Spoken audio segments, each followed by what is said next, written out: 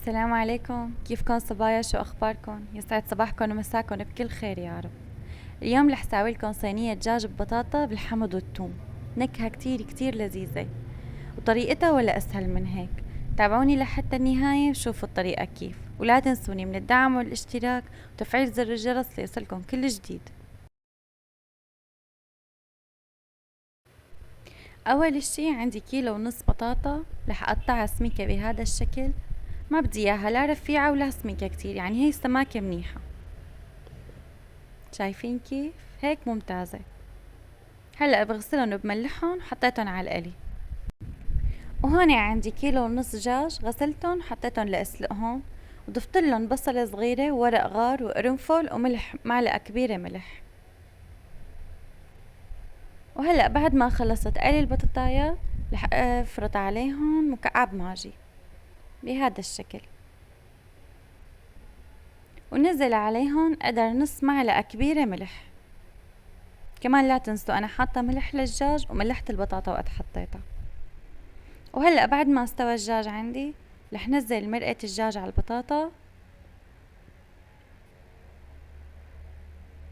تقريبا غمرن او اقل بشوي، هيك منيح. وهلأ بصف الدجاجات عليهم. شايفين طريقة ولا اسهل؟ بجد هينة كتير وسريعة.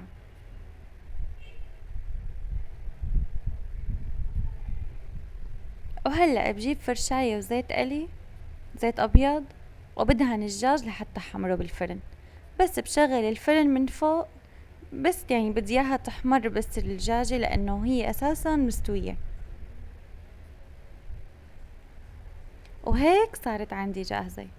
يا سلام، شوفوا على اللون الذهبي ما احلى. وهلأ رح ادقلكن اياها.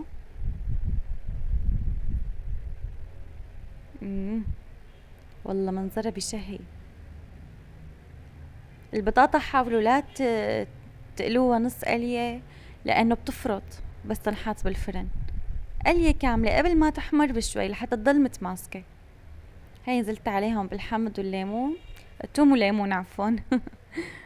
وحاطة جنبي تومية كمان مشان الأولاد، وطبعا ما بننسى مخلل الخيار.